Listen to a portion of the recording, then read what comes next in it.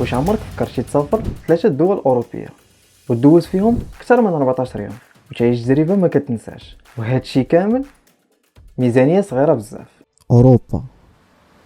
أوروبا حلم قريب في خيالنا بعيد، لكن بالتخطيط يتحقق أكيد. صاحبي جربها وخلى الحلم حقيقة. ميزانية صغيرة، عاش تجربة عميقة.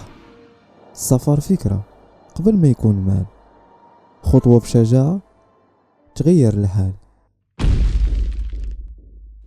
وفي هذا الفيديو غادي نشارك معكم القصة ديال الدري صاحبي اللي خطط الرحلة ديالو بطريقة ذكية، وغادي نوريكم حتى نتوما كيفاش تحققوا نفس الإنجاز. أنا عمر بوتشيفا، صانع محتوى مفيد ومتنوع، من قصص ملهمة، من نصائح عملية، وحتى من المعلومات اللي تقدر تفيدكم في حياتكم اليومية. وكذلك جرافيك ديزاينر، فيلم ميكر، وفيديو إديتور. كنحاول باش نشارك معكم أفكار بسيطة ولكن كتعطي فرق كبير.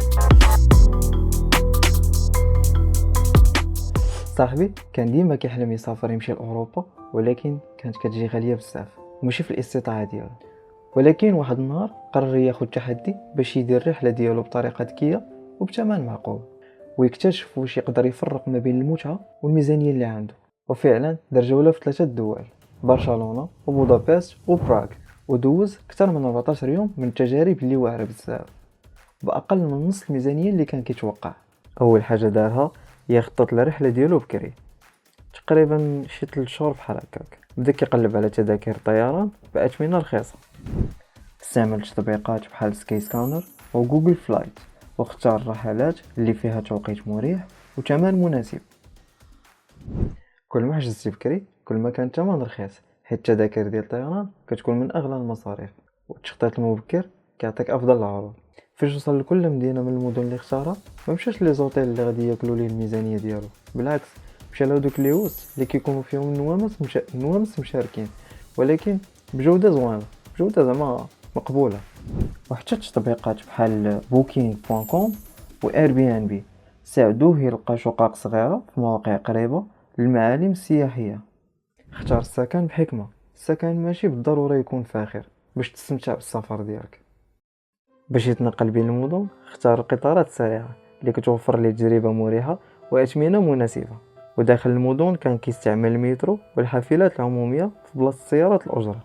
اعتمد على وسائل النقل العمومية لأنها كتكون رخيصة وسهلة في الاستخدام، وحتى القطارات بين المدن كتخليك تشوف مناظر رائعة على الطريق. فاش كيتعلق الأمر بالماكلة ما كانش كيمشي للمطاعم السياحية اللي فيها الأثمنة مبالغ فيها، كان كيقلب على المطاعم وسط الأحياء الشعبية، وكان كيتذوق الأكلات ديال كل مدينة.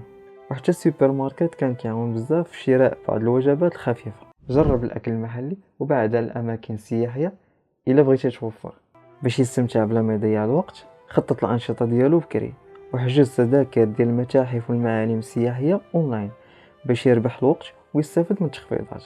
خطط الأنشطة ديالك مسبقا، حيت بزاف ديال الأماكن كتكون عندها عروض أرخص إلا حجزتي بكري.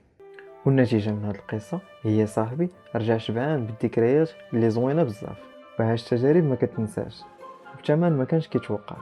السر في السفر ماشي شحال كتخسر، ولكن شحال كتعرف تخطط بطريقة ذكية. صاحبي مشى بثقة وهدف واضح، ما خلى الفلوس تعرقل الحلم الرابح. برشلونة بداها بجمالها انبهر، شوارعها تحكي تاريخ مر. بودابست النهر الزين المنظر، أيام قليلة والذكريات كتكسر. براغ ختمها بجمال ساحات كبار، حلم صغير لكن أثره ما ينهار. السفر درس كيعلم الصبر والتدبير، وكل خطوة كتزيد الحلم يطير.